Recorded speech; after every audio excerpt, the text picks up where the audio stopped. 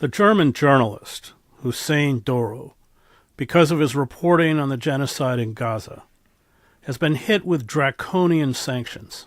Since May 2025, he has been banned from leaving Germany or re-entering if he somehow managed to leave. He has been forced to surrender his identity card. His bank account has been frozen. He's prohibited from working, although he is allowed €506 per month to survive. The German Bundestag passed legislation targeting anyone, directly or indirectly, who provides money or other resources to a person on the sanctions list. Offenses are punishable with up to 5 years imprisonment. And because these sanctions are defined as an administrative measure within the EU's bureaucracy, he cannot appeal to a German court. This imposition of civil death is a familiar tactic used to cripple and silence dissidents. It was used against Paul Robeson and Julian Assange. It has seen Francesca Albanese, the UN Special Rapporteur on Palestine, and the 2 International Criminal Court judges who issued arrest warrants for Israeli Prime Minister Benjamin Netanyahu and former Defense Minister Yoav Gallant, also locked out of the global financial system. Doğru founded Red Dot Media in early 2023, the left-wing English-language video portal focused on the genocide in Gaza and the Palestinian Solidarity Movement in Germany. In perhaps one of the most bizarre twists to this story, the European Union charges that his reporting supports, quote, actions by the government of the Russian Federation which undermine or threaten stability and security in the Union. Think about this. Reporting on the genocide in Gaza undermines the war effort against Russia. Doğru's name was included in the EU's 17 package of sanctions against Russia. No mainstream newspaper or broadcaster in Germany has reported on his case. Doğru believes this silence is due to journalists and news organizations fearing they may too be sanctioned.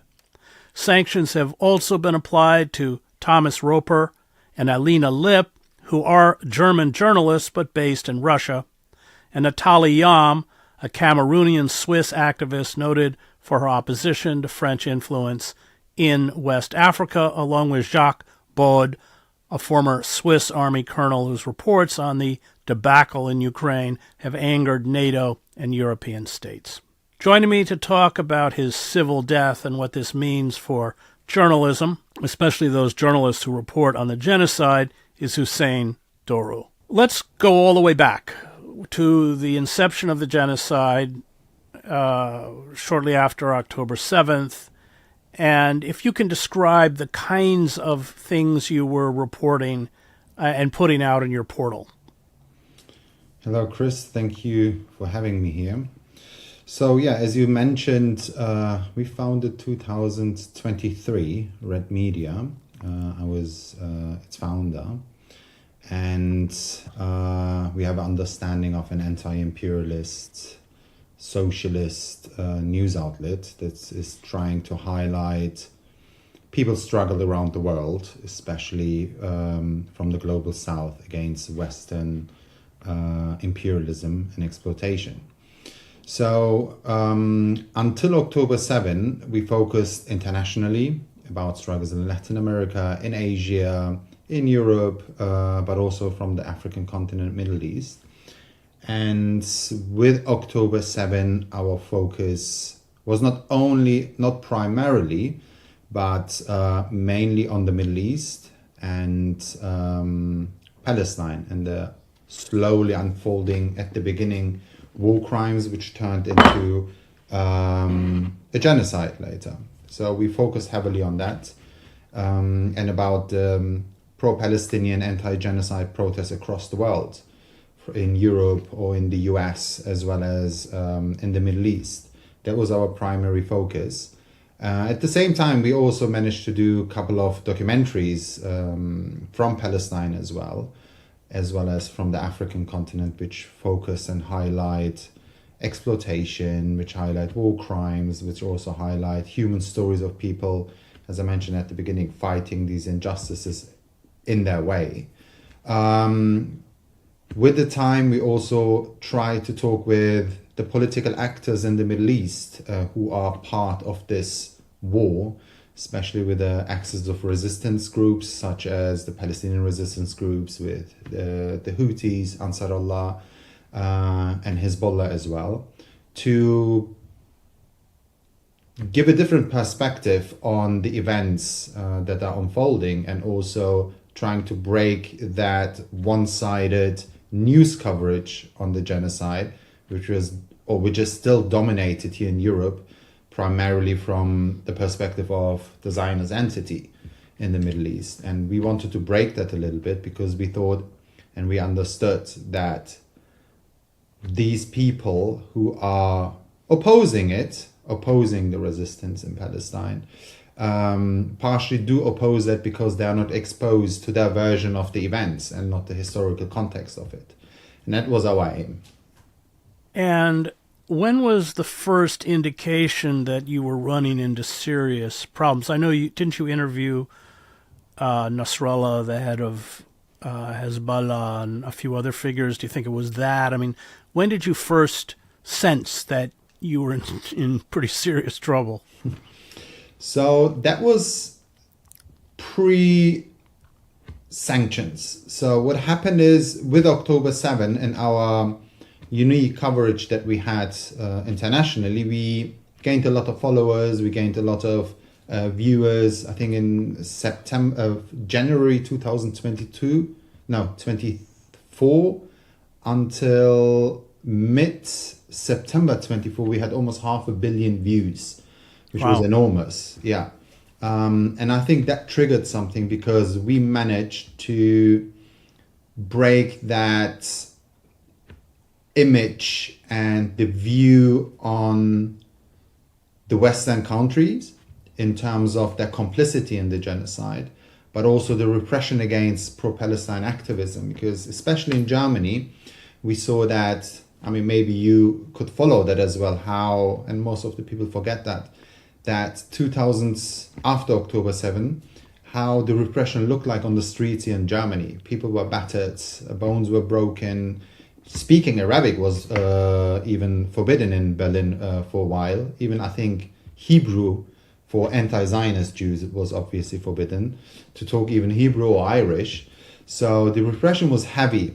And with our coverage, that unique coverage that we try to give here, also from the Middle East with these interviews and insights, we got the attention of the mainstream media here in Germany, who started directly writing articles about like who is spreading these Jew hate videos, who is supporting these terrorist supporters here in Germany and Europe as well.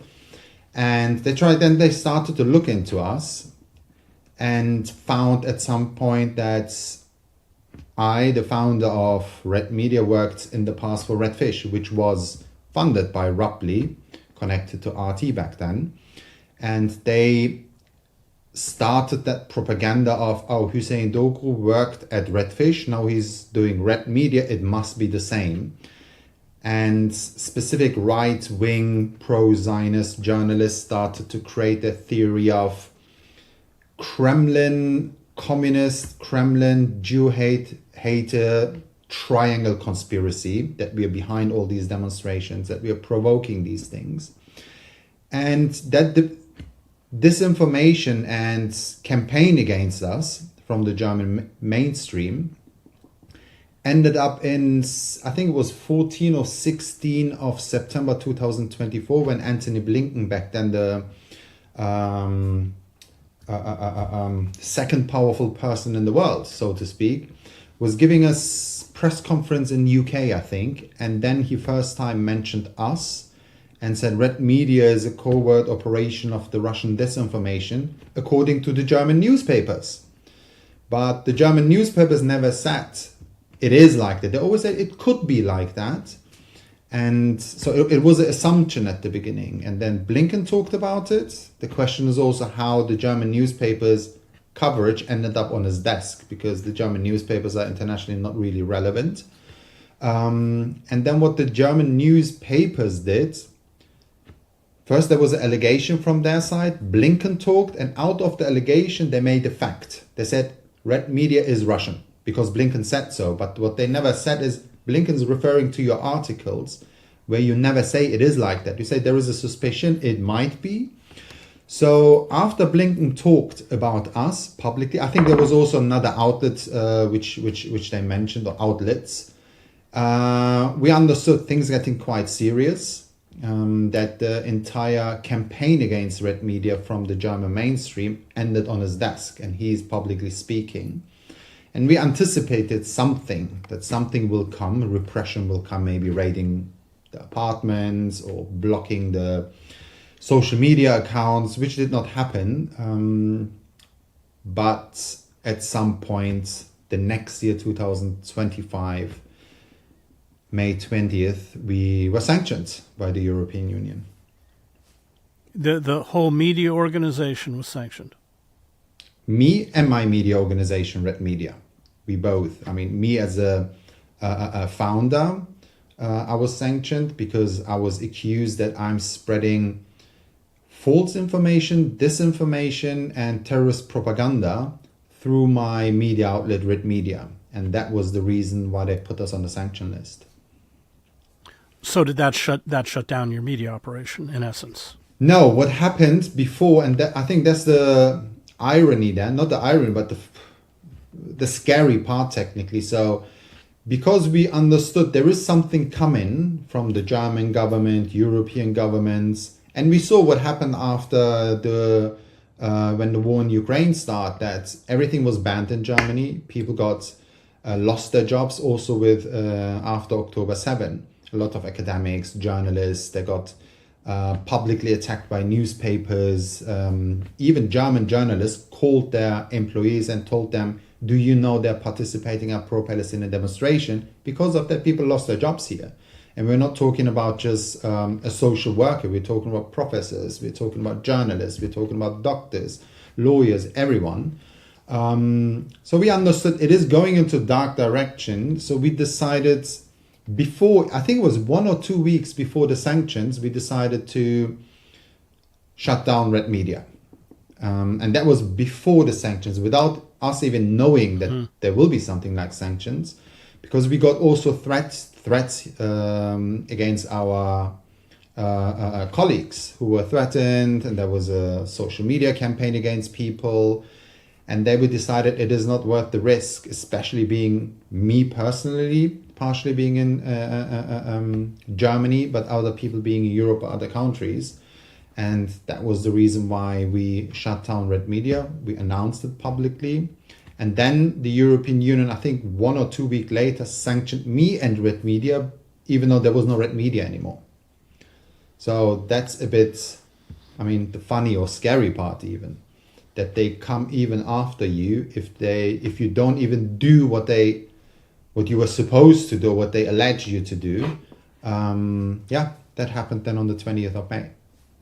Before we get into your sanctions and what they've done to your personal and professional life, just explain why Germany is such a fervent supporter of the Zionist state, of an apartheid regime, of the genocide. It's from a distance, certainly not because anti-racism runs through German blood.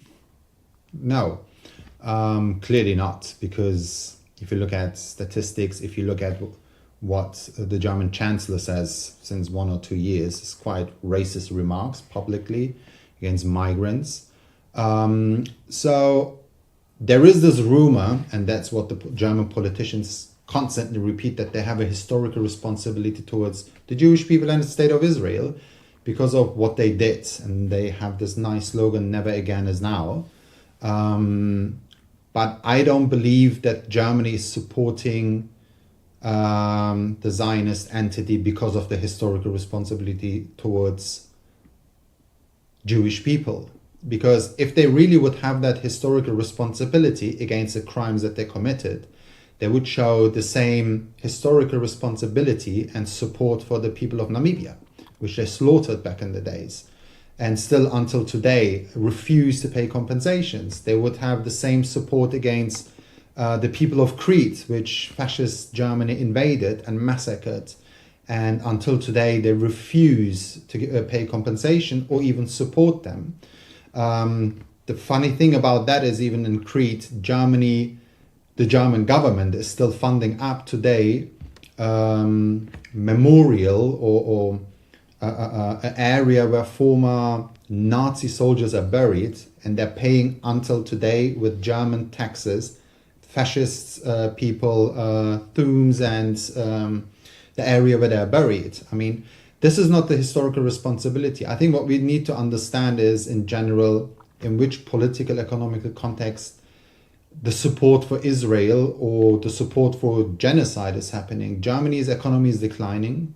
That is a fact. Germany missed the technologic update of their economy, of their industry. They missed the entire AI developments. Their heart of their industry, which is the car manufacturing, is crashing down. They're losing against the US. They're losing against the Chinese.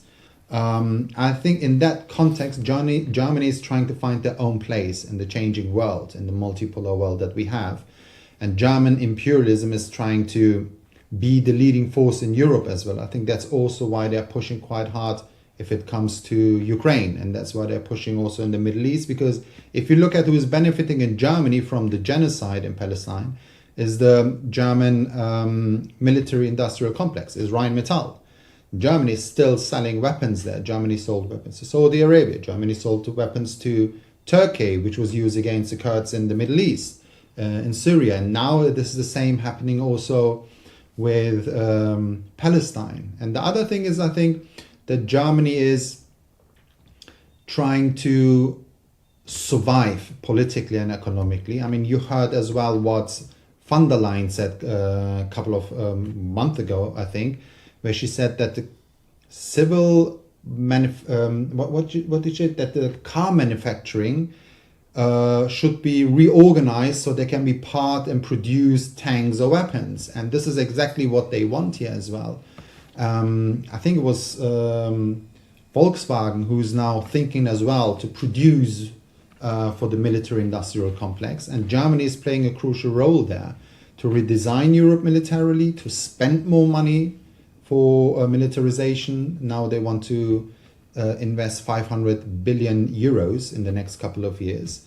There is also a militarization of the society happening, and I think this is all part of that. And even for them and for their technology, Gaza and the genocide is also a good opportunity to test their weapons and then later go on, I hope not, but against Russia or other places in the world, because German imperialism is waking up again and they want to be the dominant power in Europe. And I think they're trying to find their place in the world. And we know how it ended the last time when German imperialism got militarized and expanded in the world. So you're sanctioned. When did you find out that you were sanctioned? How did you find out you were sanctioned?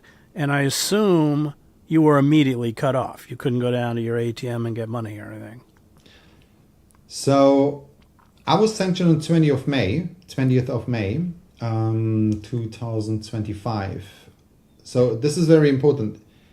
When you're sanctioned, you are not informed. No one is informing you. No one is informing you beforehand or the day when you're sanctioned. It is up to you to find out that you are sanctioned. So that's the first problematic part, because once you're sanctioned, until you found out that you're sanctioned, you could circumvent sanctions. That's a criminal offense. So you can get, in Germany, I think now up to 5 or 10 years and 50,000 euros. 5 to 10 years prison, I think. Don't nail me on the number. So how did we find that out? The day when I was sanctioned, me and my wife was pregnant back then, we went to the pharmacy to buy some medicine for her, and her cards did not work. No credit cards, no nothing. And then we said maybe there is a glitch, and then I tried my card. It did not work out as well. And then we called the bank, and the bank said, we can't tell you because what did they say? Yeah, they said, we can't tell you, please write us an email and a letter.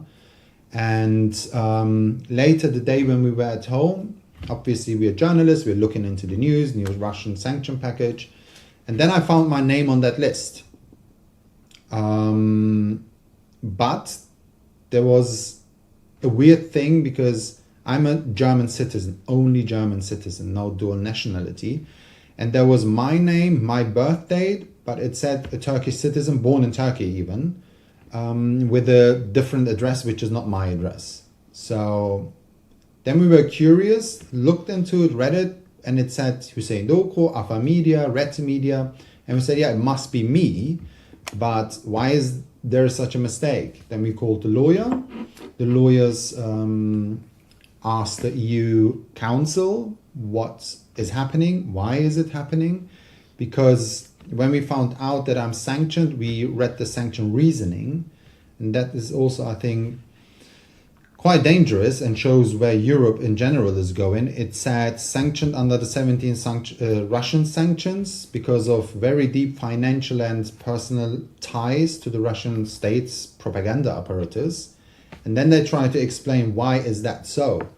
And they gave, and it's still online, that paper, 3 reasons. First one was that I interviewed Palestinian resistance groups, which is for them spreading terrorist propaganda. The second reason was that I reported from a university occupation, that university here in Berlin, Humboldt University, it was Karl Marx's university, by the way, was occupied by pro-Palestinian activists.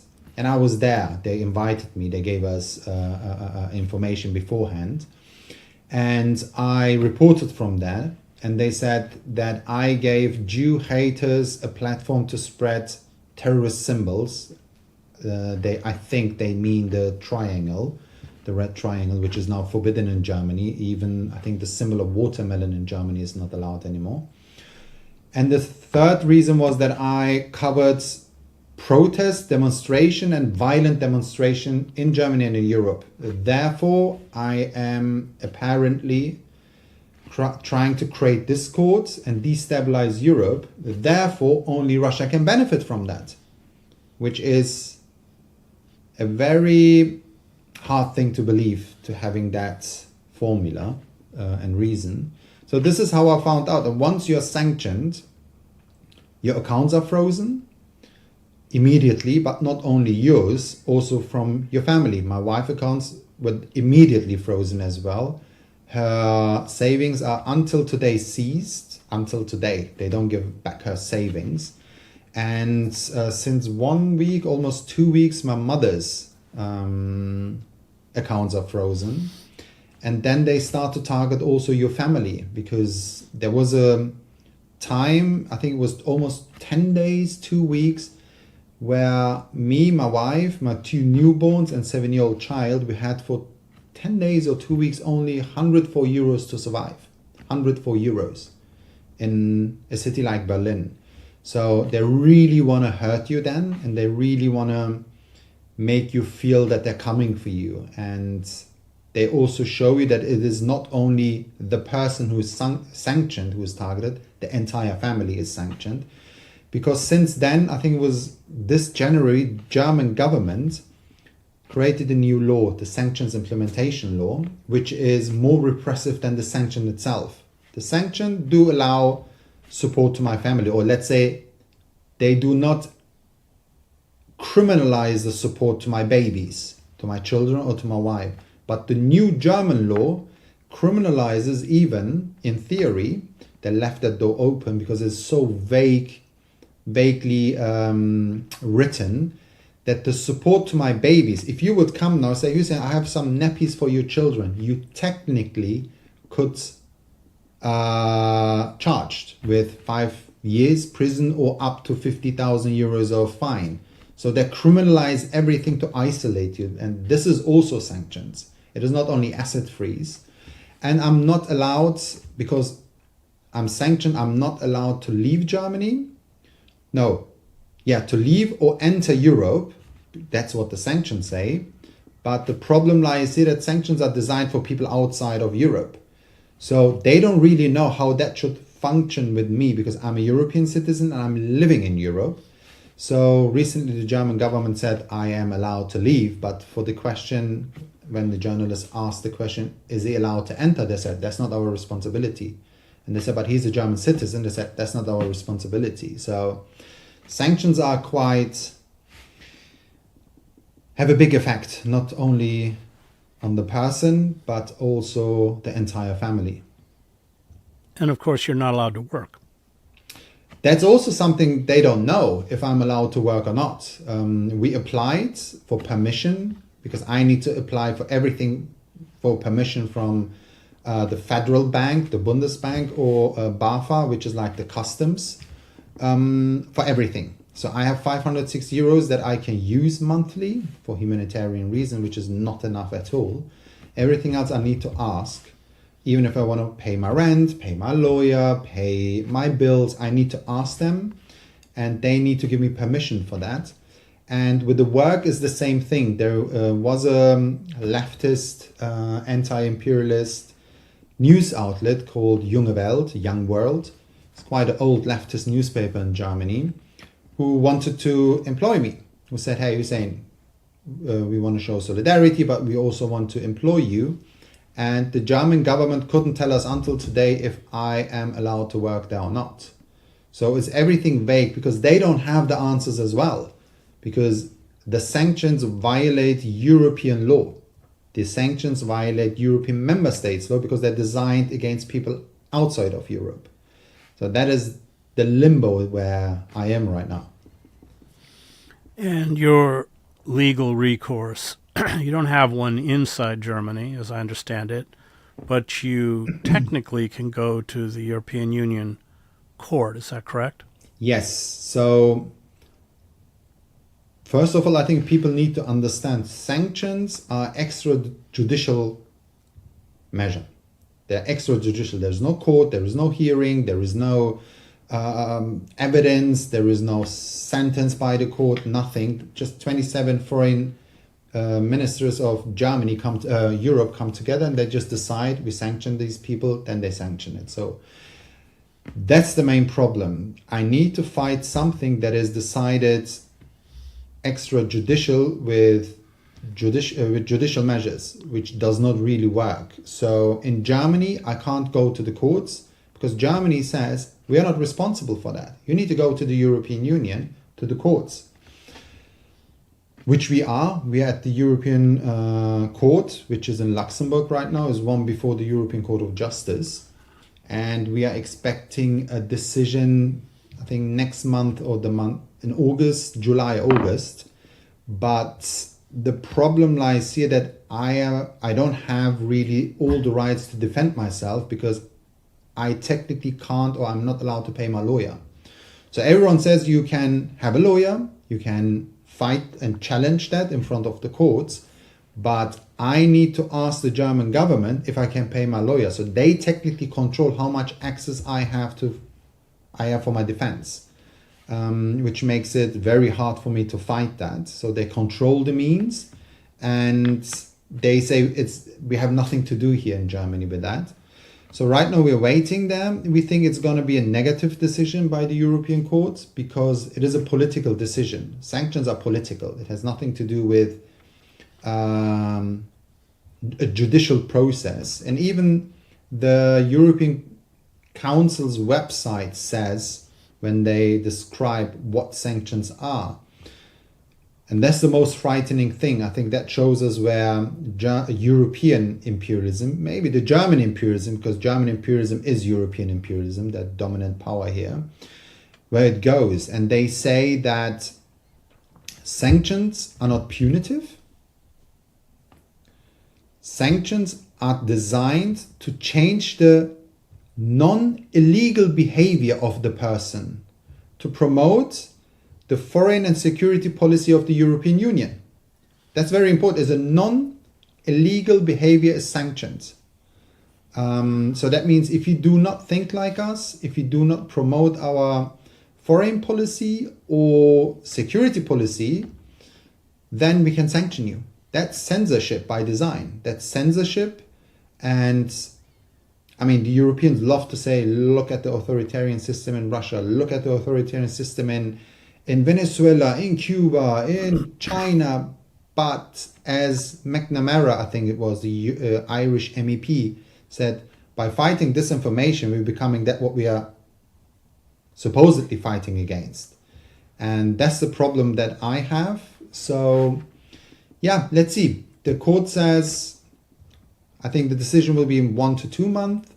And if it's negative, we are going to the European Court of Justice. Until then, I'm sanctioned. And that can take still a couple of years. How is this played out in kind of your daily life? The daily life, you don't have a... Technically, you live day by day because you can't plan further. We don't know if the next day the accounts are frozen again of my wife, or the 506 euros that I have personally for humanitarian reason is frozen again. We are facing right now a situation where the accounts of my wife could be frozen again, and then it takes 1 or 2 weeks, maybe 3 weeks, until we have access to more money, more than the 506 euros. And then you have problems. Why? You can't pay your rent, you can't pay for food, you can't pay for basic needs, not only for me, but also for my family. And asking for someone else to do that is also not allowed. So that is the hardest part. And what is also happening, if you don't have the means to survive or live, it isolates you as well, because people get scared.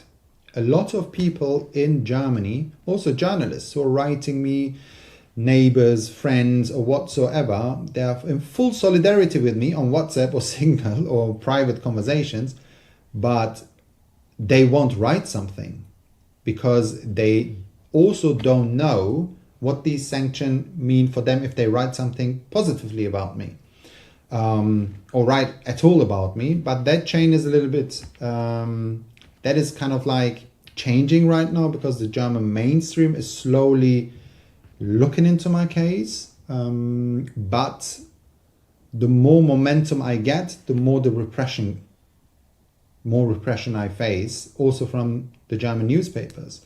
What does it mean personally for me as well is that, for example, my trade union is attacking me. They technically made a comment and said, we do share the assessment of the foreign ministry. As long as the foreign ministry's assessment regarding Hüseyin Doğru does not change, our position will not change. That also shows how aligned the trade union, the newspapers are with the government line. So again, I'm going back to the example that I gave, is Germany is always pointing with fingers to others, but if it comes to press freedom and how everything is separated from each other, that the government does not control it, but it feels like they do, or at least they're all on state line. And last but not least, what is also very hard for us is the fact that your children, even they're little, they're being attacked. Their survival is being attacked, and that scares you. Like, you are on constant, I mean, we are not paranoid, but we are like having the fear of being put in a situation where we can't feed our children at some point, because we lived through that 10 days, almost 2 weeks, and that is the most brutal thing right now they did to us, and that scares you a lot because you're stuck here and you can't get out. What effect has this had on other independent media organizations that do the kind of work that Red Media did? I think what is happening, I don't know about media organizations, but journalists. Journalists in Europe, let's talk about Germany. With October 7, a lot of journalists lost their jobs. Why? Because they criticized the Zionist entity, they criticized the genocide, or they talked about the genocide. A lot of journalists lost their job. A lot of journalist organization like Reporters Without Borders Germany, they made a report, I think the 2025 report, where they highlight how the news outlets pressure the journalists to report directly or not directly, but on behalf of the Zionist entity, and not to use certain words or certain phrases. And that is affecting the job. And journalists in Germany do have, maybe not everyone, but a big part of the journalists that I know, they just avoid to talk about certain topics. And I think that is sanctions as well, by going so hard after me here in Europe, because what separates me from Lip, Röper, Jacques Beau, as well as Nathalie Jamp is, they're outside of Europe. They can be sanctioned, and they are sanctioned, but they can still exist. They can still earn money, they can still buy things. It was the same with Francesca Albanese as well. I don't say it is good or it is still bad situation, but with me it's like I'm stuck in Europe as a European citizen. I'm technically in a prison right now, and that what is happening to me and to my family scares the people and journalists so much that they self-censor themselves. And I think that's also the aim. Now Europe does not have to sanction journalists anymore because they are scared. And with the new laws coming in Germany especially, I mean, you can go, I think they're proposing a law where you can get up to 5 years of prison when you deny the right of existence of the Israeli state. So it is escalating. And I think what is happening right now is with the sanction as well, they're testing. Is it a test field right now? How far can they go? How far can they cut the rights of people, the press freedoms, freedom of speech? And they're testing and adjusting everything. But in certain countries, it's not an EU level anymore. Even the countries themselves sanction people. In France, there is the unfortunately unknown case of Iranian French, I think he's a French citizen with an Iranian background, a journalist, Shahin Hazemi, who was sanctioned by the French government. His house was raided by anti-terror units because he was in Lebanon and reported from there. His assets, and the videos are even online, he published them, where his pregnant wife was smashed against the wall by anti-terror units, I think it was, and he publicized everything. So it is escalating and people get scared. And that is the problem that sanctions do have, the problem that we have with the sanctions. I mean, yeah, I can be attacked, it is fine, but the entire society is being put online technically, or being threatened as well. I mean, even the German Foreign Ministry spokesperson threatened journalists during the German press conference. He said, everyone who is threatening our information space will face repression with sanctions. And he mentioned something very important, information space. And I think that's the aim as well, the militarization of information. They want to control the information, because sanctions do not say that you say something wrong. For them, it's like, who says that?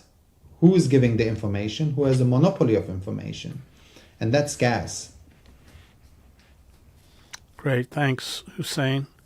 I want to thank Max, Thomas, and Noel, who produced the show. You can find me at chrishedges.substack.com.